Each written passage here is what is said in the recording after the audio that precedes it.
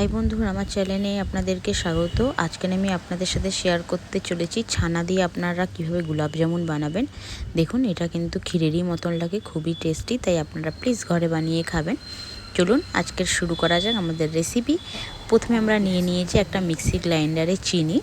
এর মধ্যে আমরা দিয়ে দেবো কিন্তু দুটো এলাচ। চিনি আর এলাচটাকে আমরা ভালো করে কিন্তু মিক্সিতে কিন্তু গ্রাইন্ড করে নেব, একদম মিহি করে কিন্তু আপনারা কিন্তু গুঁড়ো করে নেবেন। দেখুন, আমাদের এখানে মিক্সি গ্রাইন্ডারে গুঁড়ো করা হয়ে গেছে চিনি। আর এইটা আমাদের ছানাটা, দেখতেই পাচ্ছেন। ছানার মধ্যে আমরা গিয়ে পরিমাণ মতন চিনিটা দিয়ে দেবো।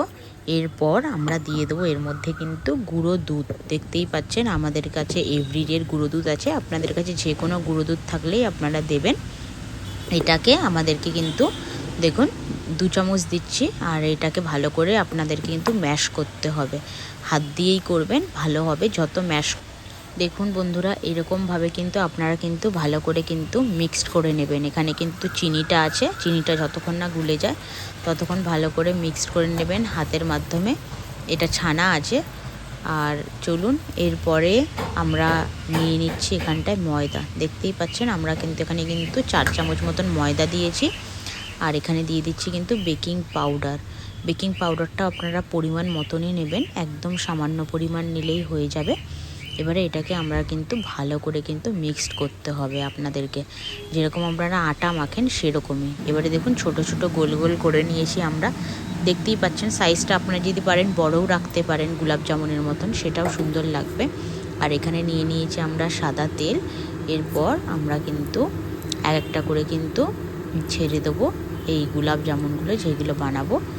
আর দেখতেই পাচ্ছেন বন্ধুরা কত সুন্দর করে হয়ে গেছে। আর গ্যাসের ফ্লেমটা আপনারা হাই রাখবেন, লো রাখলে কিন্তু গোলাপ জামুনগুলো কিন্তু ফেটে যাবে।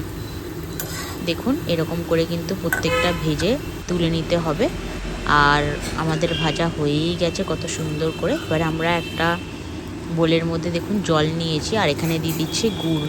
এটাকে টকবক করে ফুটিয়ে গুড়টা পুরো গলে যাবে। দেখুন গলে গেছে। এরপর আমরা ভেজে রাখা গোলাপ জামুনগুলো এর মধ্যে দিয়ে দেবো। আর গ্যাসের ফ্লেমও এই টাইমে অফ করে দেবো। তো আমাদের গরমা গরম রেডি গোলাপ জামুন। এটা খেতেও খুব টেস্টি, আপনারা কিন্তু ছুটির দিনে ফ্যামিলির সাথে শেয়ার করবেন। আর দেখুন, এটা 5 মিনিট মতন ভিজিয়ে রাখার পর কত সুন্দর লাগবে, ডিলিশিয়াসও, খেতেও খুব টেস্টি।